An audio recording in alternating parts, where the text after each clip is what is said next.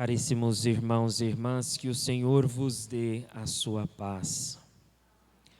A palavra de Deus que nós acabamos de ouvir nos questiona da vivência e a experiência das coisas de Deus, principalmente os mandamentos.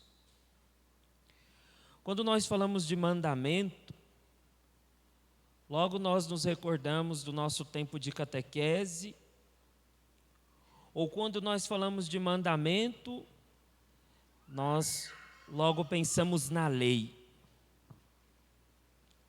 Uma lei fechada, que é imposta quando nós não compreendemos sobre nós, e mesmo que esta seja imposta, nós pouco vivemos. Então a palavra de Deus vem nos alertando de como nós precisamos fazer a experiência dos mandamentos de Deus. Então a primeira leitura nos fala que nós devemos temer a Deus e seguir os seus ensinamentos. Temer a Deus não quer dizer ter medo de Deus, mas o respeito, a disposição de ir ao seu encontro e ter este Deus como o único Deus verdadeiro da vida. Então nós precisamos prestar atenção qual é o nosso relacionamento com Deus. Que espaço esse Deus tem na nossa vida? Como nós o compreendemos? Nós nos sentimos filhos? Ou nós buscamos este Deus no desespero? Não fazemos uma aliança com este Deus, não criamos intimidade com este Deus. E assim nós vamos vivendo uma vida que nós dizemos ser cristãos.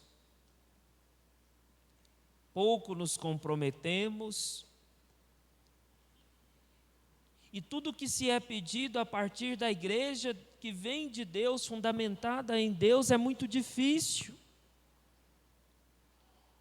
E assim nós vamos nos distanciando. E os mandamentos, eles são transmitidos desde criança. Porque aquilo que é bom deve ser transmitido para que os filhos já cresçam querendo amar a Deus.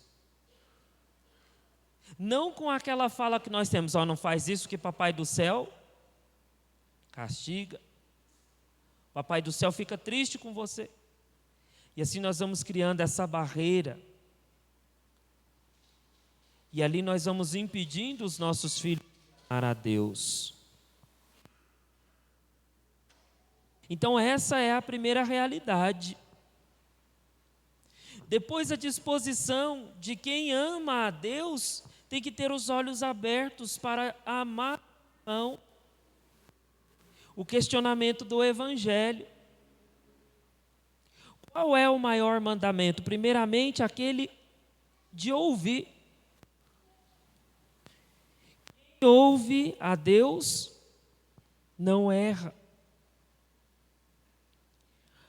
Ouvi, Israel, o Senhor teu Deus, o único Deus que não pode ser confundido.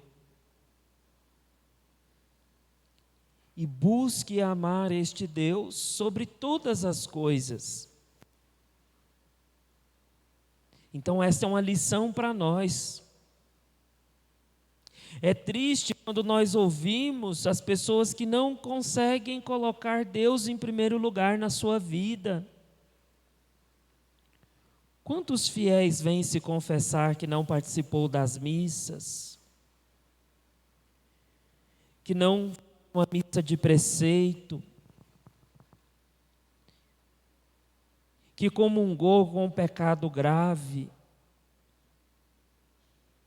Então, qual é essa relação que eu tenho com Deus? O que eu estou criando? E como eu percebo este Deus? Então, o seu amor não é por primeiro na minha vida. E aquele que faz a experiência de Deus, aquele que ama primeiramente a Deus, os seus olhos se abrem. Ele sente falta e ele não é capaz de colocar uma outra coisa no lugar deste Deus, porque reconheceu o seu amor, porque experimentou o seu amor. Então coloca ele em primeiro lugar na vida. E não há desculpa. Depois os olhos se abrindo, amar a Deus sobre todas as coisas e o próximo. E que tipo de amor que nós temos? Como a nós mesmos. Mas não é aquele amor egoísta, aquela experiência de amor amarga. Tem tanta gente amarga neste mundo. E a pergunta é: será que essa pessoa se ama? Que experiência de amor ela faz para ir ao encontro do outro? Então é o que nos chama a atenção a palavra de Deus. Amar a Deus sobre todas as coisas e o próximo como a nós mesmos. E aqui nós vamos descobrindo que o outro, ele não é o meu rival. Eu não tenho o que temer do outro, porque Deus me deu dons, do mesmo jeito que deu para o outro. E às vezes o que falta em mim, o outro tem e assim me completa. Então isso é em todas as nossas relações. Dos esposos, dos filhos para com seus pais, dos pais para com os filhos, na nossa vida profissional, social, na nossa vida de comunidade. E quando nós temos esta atitude, nós não nos ferimos.